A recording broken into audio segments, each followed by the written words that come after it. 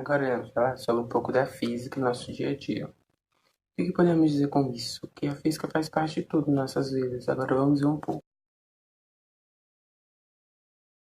Vamos lá, o que é movimento oblíquo? O movimento oblíquo não é nada mais nada menos que é o que? É onde ele tem o seu lado vertical e o lado horizontal. Os exemplos. Exemplos podemos usar vários como uma pessoa arremessar uma pedra no sentido horizontal ou um jogador de futebol chutar a bola no sentido vertical ou horizontal. Agora vamos falar sobre a máquina simples. Máquina simples é o que? Quando você fala isso, você pensa que máquina é coisa grande, mas não é não.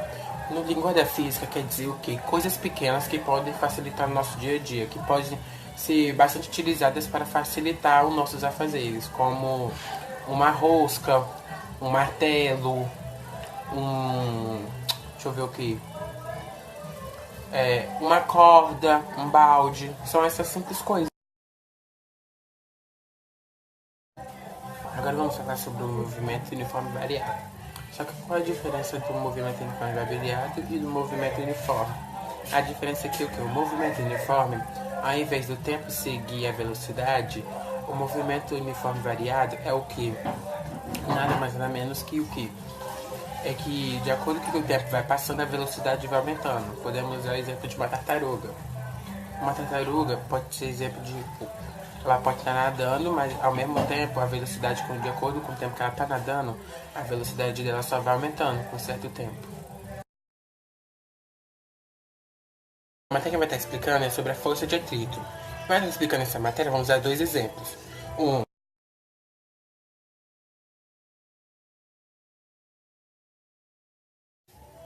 Basicamente é o que?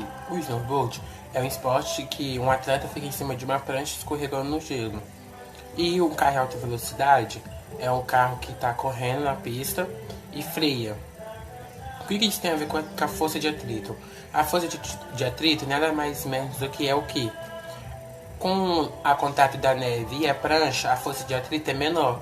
Então isso facilita o escorregamento da prancha no gelo. Já numa pista e o pneu de um carro, que é de borracha, a força de atrito é maior. Então isso acaba facilitando o carro frear. Isso simplesmente é a força de atrito. Agora estamos falando sobre o movimento circular. O movimento circular nada mais do que o que? O que é o movimento circular? O movimento circular é que um objeto em si, ou um algo, ou um certo local, faz a trajetória de movimento circular. E isso acaba se tornando, pode-se dizer, várias coisas do nosso dia a dia, como você ir num parque de diversão e encontrar uma roleta gigante. É uma roda gigante.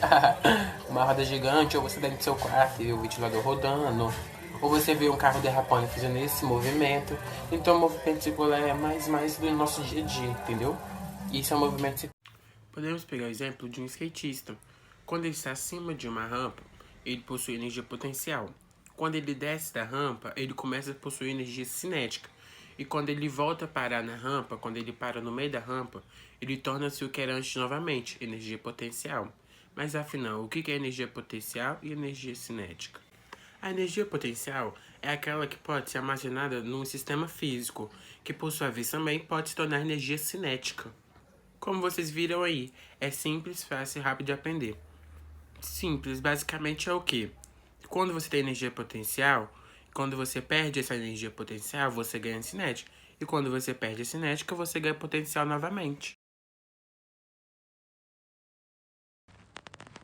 Para esse exemplo, nós usaremos o que?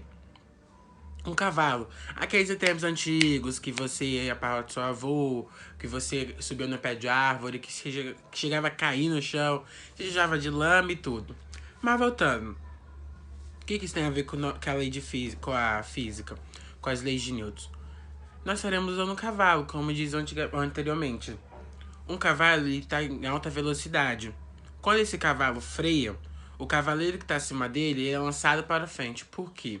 Porque todo corpo em movimento tende a permanecer em movimento. E todo corpo em repouso tende a permanecer em repouso.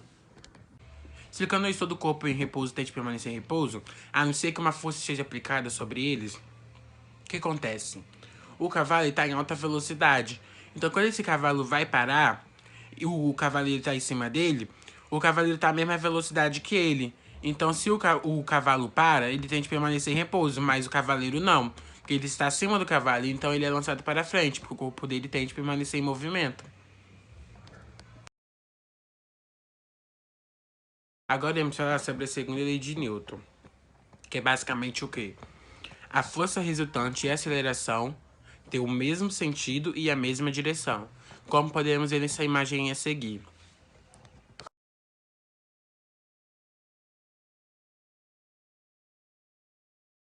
Agora vamos falar sobre a terceira lei de Newton. Toda ação gera uma reação. Para esse exemplo, nós vamos falar o quê? Sobre o quê? Já sei. Podemos falar sobre o quê? Quando der uma porrada na parede, automaticamente essa parede vai me devolver na mesma intensidade. Então imagina, eu dar um soco na parede e a parede me devolver na mesma dor. Gente, deve ser horrível, né? Mas essa é a terceira lei de Newton. E fica aí as leis de Newton.